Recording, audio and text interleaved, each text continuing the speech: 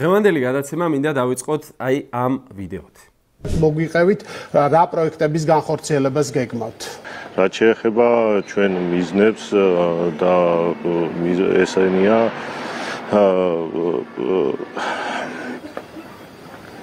ამ ვიდეოს მე პირობითად დავარქვი კაცი, რომელიც ყველაფერს ხვდება. ზესტაფონის მერია ვახტანგ ღამბაშიძე. როგორც ჩანს ის დაწყებით კლასებში მყოფი ჩინოვნიკია.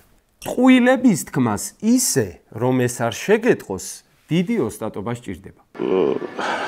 შუბლის ზარღვი უნდა გქონდეს მთლად ბოლომდე გაწყვეტილი. ამ კაცს კიდევ ჯერაც ეტყობა შუბლზე რაღაც ზარღვის მაგვარი. აი ამ კადრში სწორედ ამ ზარღვს ასკერის და ევედრება. გაწყდი შუბლის ზარღვი. გაწყდი. გაწყდი რომ ამოვისუნთქო. აქ შემოდის დაწყებითი ქოციზმის მასწავლებელი, რომელიც ცდილობს შუბლის ზარღვის გაწყვეტაში დაეხმაროს.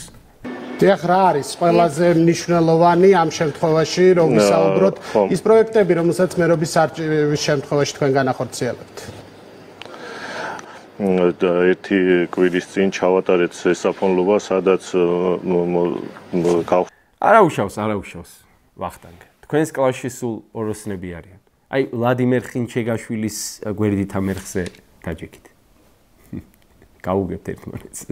ტურიზმის ეროვნული ადმინისტრაციის დახმარებით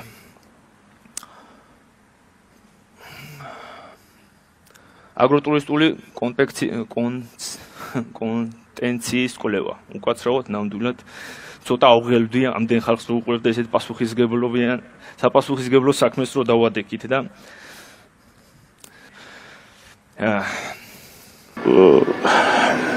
აუ ამაზე იცით კიდე რა გამახსენდა? აი ეს ხალი, რომელმაც იცოდა, რომ ელექტროენერგიის გადასახადი გაძვირდა. მაგრამ რომ უკარნახეს გვერდიდან, ეგ არ თქვაო და სევდიანი სახით უარყო, თუ გახსოვთ. ელექტროენერგიის მოგესალმებით, ელექტროენერგიის გადასახადი არ გაძვირებულა. მოკლედ, გამარჯობა მეგობრებო, მე ვარ ბექა ყორშა და ეს არის გადაცემა არაფერი სასაცილო. მოკლედ, წინა გადაცემა გაგვიცდა. რადგან იცით, ხანდახან დგება ადამიანის ცხოვრებაში პერიოდი, როცა უბრალოდ უნდა გაჩერდე. ჩამოჭდე მდინარის პირას და ჩაფიქრდე ცხოვრებაზე. ხანდახან მხოლოდ ფიქრს შეუძლია მიგიყვანოს ჭეშმარიტებამ. ამაზეა საუბარი. კითხვის დასმა მთავარი საკითხია ხო ფილოსოფიაში, რომ რაც არ უნდა ჭეშმარიტებისკენ მიდიხარ, მაინც რაღაცა უნდა მოძებნო, რომ იქნებ კიდე არსებობდეს რაღაც. ეს ფრაზა ყაველაშვილმა პირველი არხის ეთერში წარმოთქვა და იქვე ახსენა კანტი, დეკარტი და ჰეგელი. პირველი რა არის ახლა დეკარტს და ჰეგელს და აი რომ ამბობდით უსაქმურად ზის ადამიანი. ხომ მოასწრო კანტის, დეკარტისა და ჰეგელის საკითხი. მართალია ჯერ მხოლოდ სათაურების, მაგრამ აცადეთ, მივა წიგნის გადაშლამდეც. სწორედ მანდ მივდივარ. უბრალოდ მე მეჩვენება, რომ ამ განცხადებას მაინც სერიოზულად უნდა მივუდგეთ. კი, მესმის, რომ ბიძინამ ქვეყანაში ცირკი გამართა და სიცილი ბუნებრივი რეაქცია. უბრალოდ ცირკს სიცილით ვერ დაამარცხებ. თუ შევაფასებთ ქოცებისა და მათი სატელიტების განცხადებების ერთიან ეკოსისტემას, ცხადი ხდება, რომ მზადდება ოფიციალური უარი ევროინტეგრაციაზე. ქოცების სატელიტი ვატო შაქარაშვილი და მისი ერთიანი ნეიტრალური საქართველო აქვეყნებს ვრცელ განცხადებას, სადაც ამბობს, რომ ევროინტეგრაცია სასწრაფოდ უნდა გადაიხედოს და ჩატარდეს რეფერენდუმი იმასთან დაკავშირებით, საერთოდ გვინდა თუ არა ევროპა. როცა კობახიძეს ეკითხებიან ამასთან დაკავშირებით, ის პასუხობს. ის არის შემაშფოთებელი. კიდევ ერთხელ გამიმერებ ის ტენდენციები, რასაც ხედავთ ევროპაში. ეს არის პირველი ეკონომიკური მძიმე ტენდენციები და მეორე არის ტენდენციები, რომელიც უკავშირდება ევროპული იდენტობის დაკარგვას.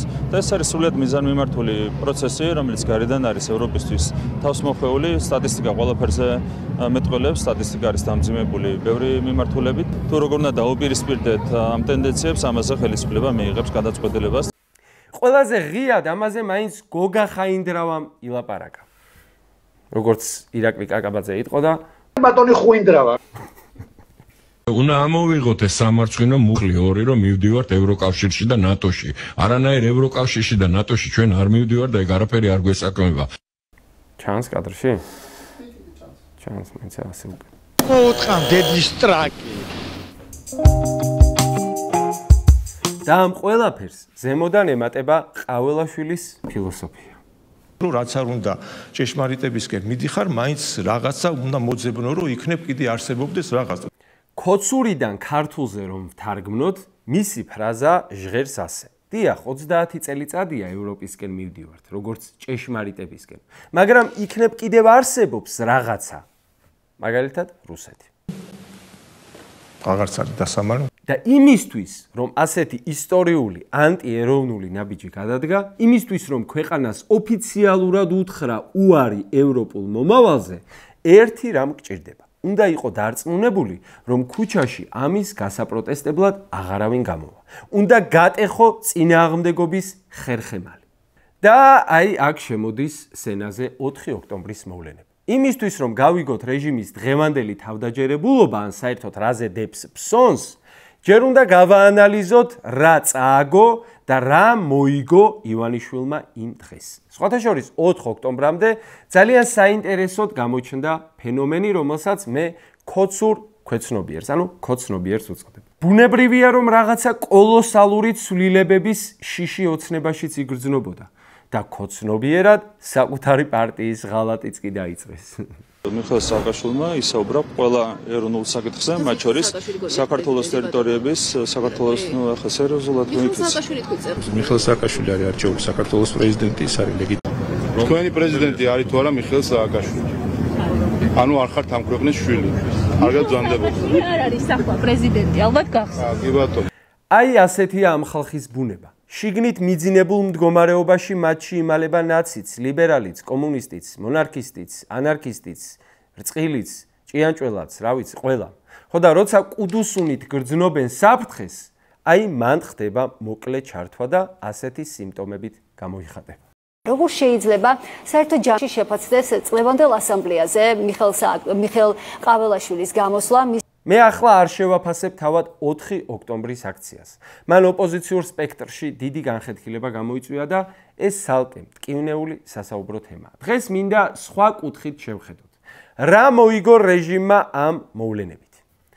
პირველი და მთავარი, მან მიიღო საბაბი. მწვანე შუქი, რომ რეპრესიების ახალი, ბევრად უფრო სასტიკი ტალღა დაეწყო.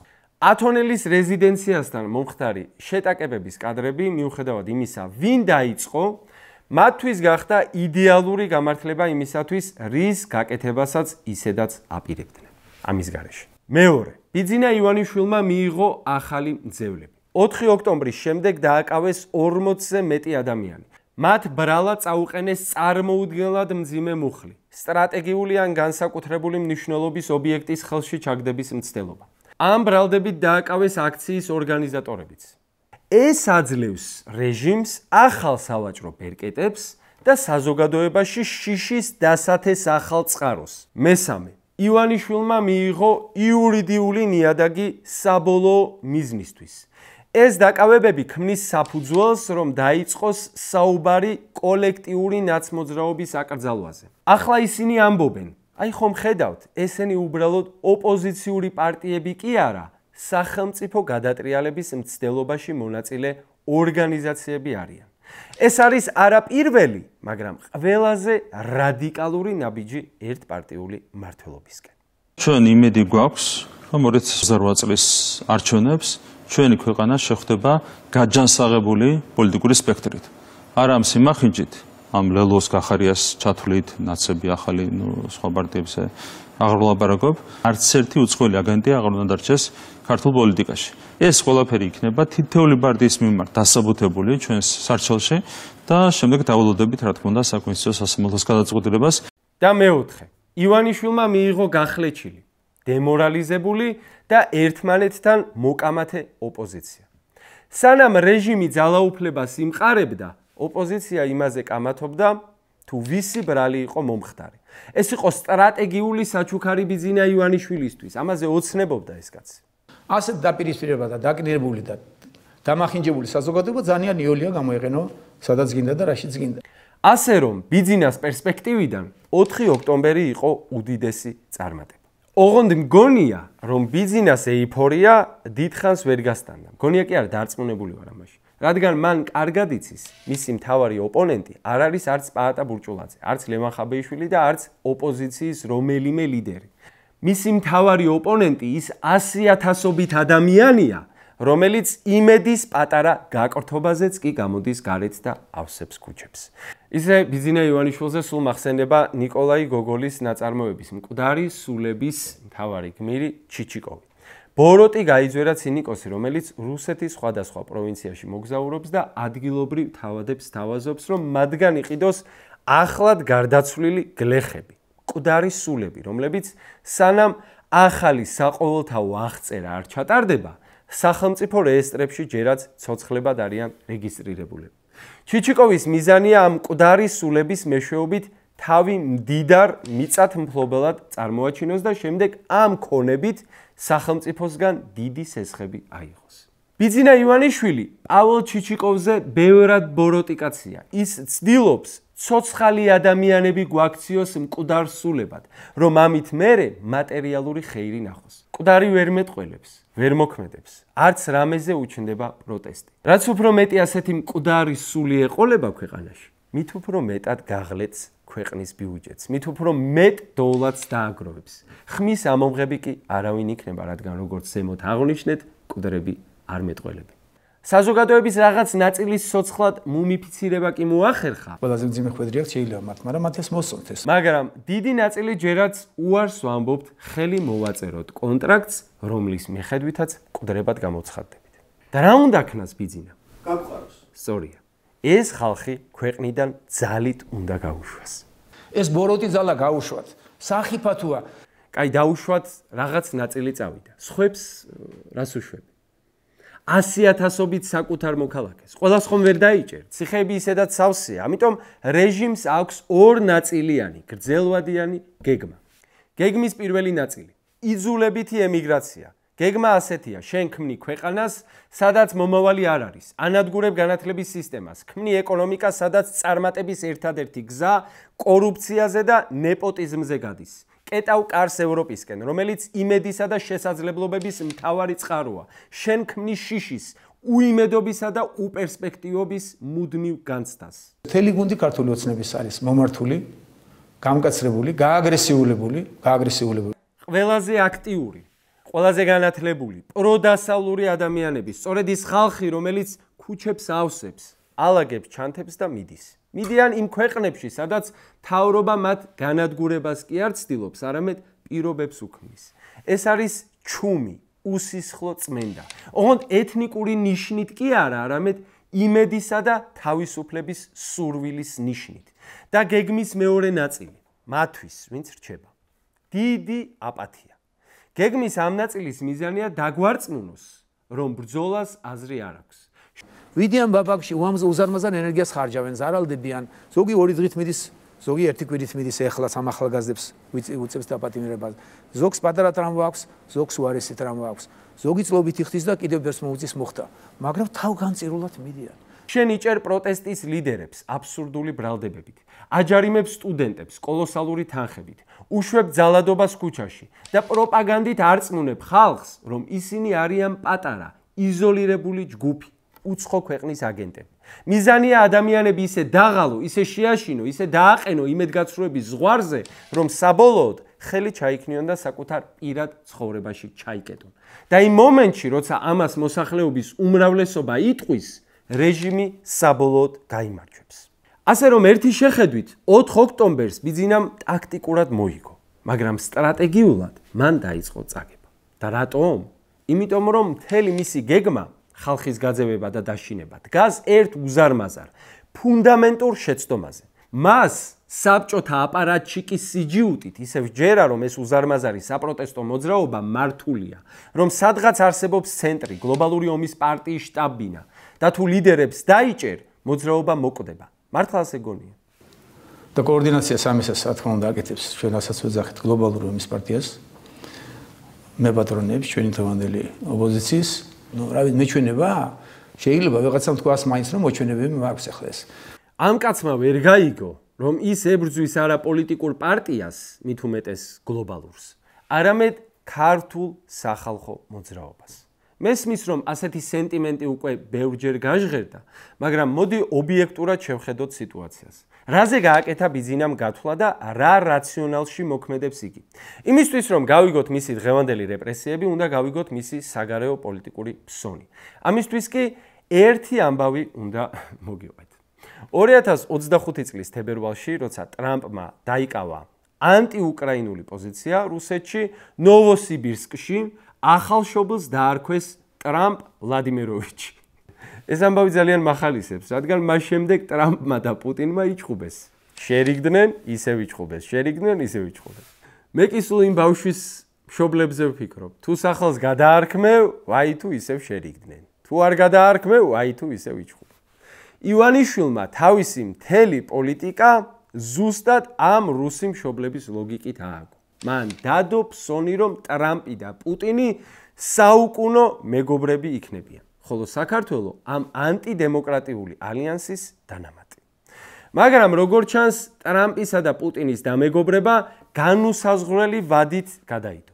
ამერიკის პრეზიდენტი ბოლო თვეებია აშკარად იმედგაცრუებულია პუტინით, ხოლო უკრაინას რეალურ სამხედრო დახმარებას თავაზობს. I'm going to send them tomahawks. I may say that. The tomahawk is an incredible weapon, a very offensive weapon. თუ ჩვენს გადაცემას უყურებთ, სიტუაციის ასეთ გადალაგებაზე ჯერ კიდევ 3 თვის წინ საუბრობდით. მოდი ერთი რამე ვაღიაროთ. ქოცებმა და რუსებმა, ანუ უბრალოდ რუსებმა, 2024 წელს სწორად გათვალეს, რომ ამერიკაში ტრამპი გაიმარჯვება. რაც დასაფასებელია, დაუფასოთ. მათი გათვლა ასეთი იყო. ტრამპი მოიგებს, ნატოს დაშლის, ევროპას ზურგს შეაქცევს და უკრაინას რუსეთს საჯიჯგრად მიუგდებს. სწორედ ამაზე ააგეს მთელი თავისი პოლიტიკური სტრატეგია ქოცებმა და კრემლმა. შეგეხოთ, ხო? ტრამპის მახვილი. ჯერ სათხარ. მაგრამ მათ ერთი რამ ვერ გათვალეს. ტრამპი როგორც პოლიტიკური მოვლენა არის კაუჩუკის ბურთი ბატუტზე. წინასწარ ვერასოდეს სიტყვი, რა მიმართულებით გადახტება და ვის მოხდება თვალში. მისი მეორე ვადა დაიწყო რადიკალურად ანტიუკრაინული და ანტიევროპული მესიჯებით. მაგრამ რამდენიც არ უნდა იხტუნაოს კაუჩუკის ბურთმა, ის ჰაერში არასოდეს რჩება. საბოლოოდ ის მაინც თავის ბუნებრივ ადგილს უბრუნდება.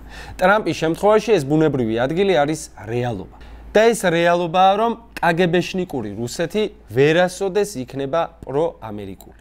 ხოლო ამერიკა ვერასოდეს იქნება პრორუსული. და ეს ტრამპის დამსახურებაც კი არ არის. პოლიტიკაში მოქმედებს ბევრად უფრო დიდი ძალა, ვიდრე პრეზიდენტები და პრემიერ-მინისტრები არიან. ამ ძალას ქოცები ეძახიან deep states. ჩვენ კი ვეძახით ისტორიას. არა, ჩვენ წინასწარმეტყველები არ ვართ. უბრალოდ ისტორიის დინების ადეკვატური შეფასება შეგვიძლია. როგორ ამბიციურად ჟღერს. ამიტომაც დიდადაა მოსალოდნელი, რომ ივანიშვილი ემსხვერპლოს აზარტში შესული ლუდომანის მთავარ შეცდომას, ფსონების გაზრდის სპირალზე შედგომას. და მივიღებთ მდგომარეობას, სადაც გეოპოლიტიკური სიტუაცია მეტნაკლებად ნორმალურ კალაპოტს დაუბრუნდა. ივანიშვილის პოლიტიკური კაპიტალი ამოწურულია, ქვეყანაში კი 100,000-ობით ადამიანია, ვისაც პირადად შეეხო რეპრესიები. უკმაყოფილო ხალხის რაოდენობა არ შემცირდება. ვინც ახლა უკმაყოფილო, ის უეცრად ვერ გაიღვიძებს ბედნიერი მორიგი რეპრესიული კანონების პაკეტის შემდეგ. და ვისაც ეს კანონები არ აწუხებს, იმას სხვა მიზეზი ექნება უკმაყოფილებისთვის. ფასები, სიღარიბე, გაყიდული ტყეები, უმუშევრობა და ასე შემდეგ. ასე რომ გრძელ ვადაში ხალხის მდინარე არათუ არ გაჩერდება, პირიქით, მეტი და მეტი შენაკადი შეემატება.